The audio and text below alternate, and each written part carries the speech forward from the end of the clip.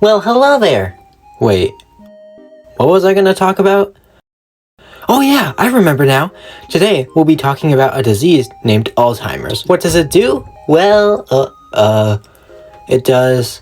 Actually, I don't know what it does. Alzheimer's is a disease that slowly makes your brain lose your memories, so it's basically like memory loss. Thanks, Big.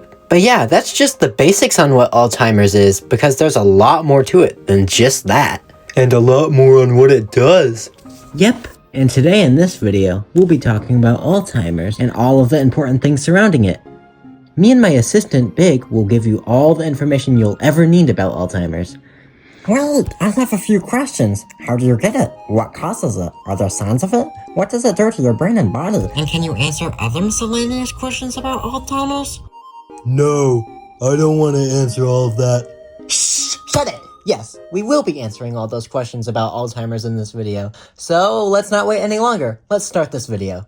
Alzheimer's is a disease that affects your brain and gives you memory loss. Alzheimer's is a type of dementia.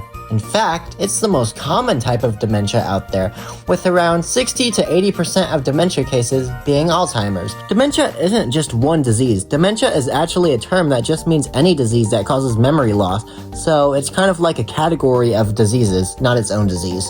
But Alzheimer's in particular is most commonly found in old folks, just like this guy. What did you say, Sonny? According to the National Health Service, age is the biggest factor on how people are getting the Alzheimer's disease. The chance of getting Alzheimer's doubles every 5 years after you turn 65. Happy birthday, Grandpa! Congratulations! You now have double the chance to contract Alzheimer's! But you don't have to be old to get Alzheimer's. Around 1 in 20 people who have Alzheimer's are under the age of 65, but that's a bit uncommon. But in fact, there was something even more rare recently that happened. Back in the year of 2023, a man in China who was only 19 years old was diagnosed with Alzheimer's, making him the youngest person ever to be diagnosed with the disease. But diagnoses like that are extremely rare, so don't worry about losing your memories yet. It's not fully understood how people get Alzheimer's, but we do know a few causes of it: old age, head injuries, Down syndrome, and genetics. You can get it through genetics because it's basically a mutation, and with Down syndrome, it's because of that extra 21st chromosome. Oh, wow. Man, science is really cool. I wonder who even discovered Alzheimer's in the first place, and how he even discovered it. The man who discovered Alzheimer's was named Alois Alzheimer. Alois Alzheimer was born on June 14th, 1864 in Germany. Wait, I thought my role was the old man, not Alzheimer's Alzheimer. We don't have enough actors, just deal with it. As a child, he was fascinated by the human body, and especially the brain, so later down the line in his life, when he grew up, he became a psychiatrist and a neuropathologist. He then went to work and study at the Frankfurt Asylum for the Insane and Epileptic. Okay, go on. How did he discover Alzheimer's, and who was the first person to be diagnosed? Now, the first person to get Alzheimer's disease was a woman named Augustus Dieter.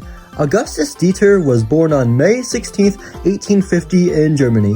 When she was in her 40s, she started acting a bit weird, you could say. She started having problems with her brain, including memory loss, confusion, having trouble speaking and often forgetting how to speak entirely at times, wandering and screaming at night for hours on end, and behavior changes. But then she started to become a bit schizophrenic. She started to think people were out trying to kill her. So on November 25th, 1901, her husband, Karl Dieter, finally gave up on trying to care for her. So he sent her to a little place called the Frankfurt Asylum for the Insane. Oh, I see where this is going. The two of them are going to meet at the insane asylum. Correct. Alois Alzheimer met Augustus Dieter at the Frankfurt Asylum for the Insane and Epileptic. From there, he right away started studying and observing her brain and weird acts. But sadly, all of her weird shenanigans never stopped. On April 6, 1906, Augustus Dieter passed away at about 55 years old. So then, Alois Alzheimer did a scan of her brain right away after she died, and he definitely found some discoveries. The part of her brain where her memories were kept was straight up just shrunken, and large big amounts of neurofurry tangles were found. Wait a minute, what the heck is a neurofurry tangle? The tangle is actually a twisted up clump in the brain. The clump is made out of a protein, and it comes from the nerve cells. Diseases like Alzheimer's is what causes these little clumps. Wait a minute. Oh, Alzheimer's is called Alzheimer's because of Alias Alzheimer. That's right. In 1906, he shared all of his findings to other doctors and people who he worked with at the Frankfurt Asylum. But unfortunately, in 1912, he started to have some health issues, and he never recovered. Alias Alzheimer's died on December 19th, 1915 of heart failure. Oh man, that's sad. But I think that answers all of our questions for today, so now we can be done with this.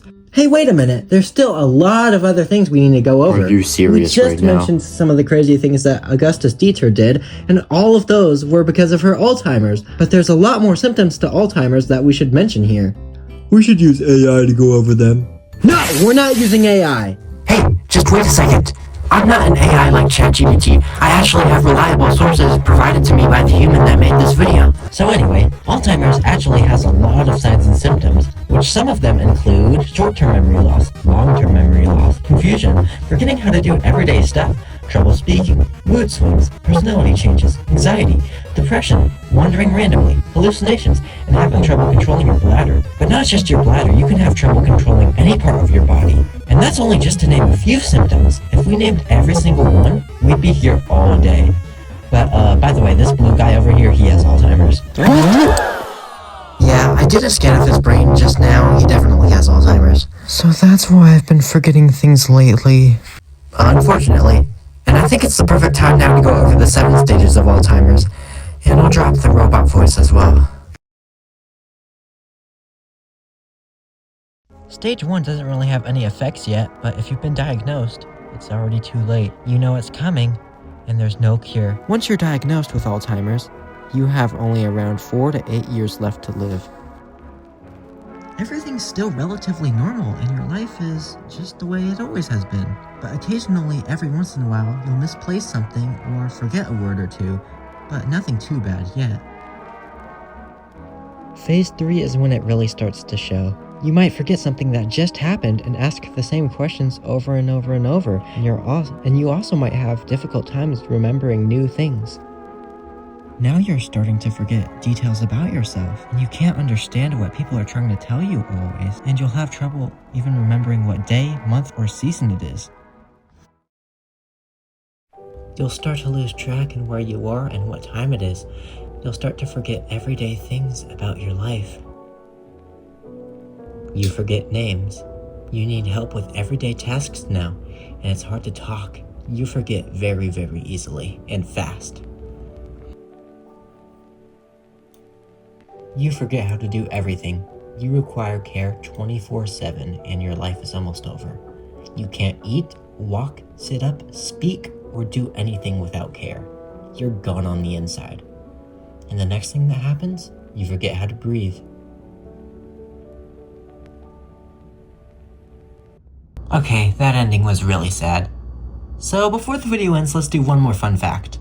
The music that I was just using in the background of the video is actually supposed to represent the stages of dementia and Alzheimer's. All of these songs are from the same album, and you've definitely heard a few of them before. I'll play a few.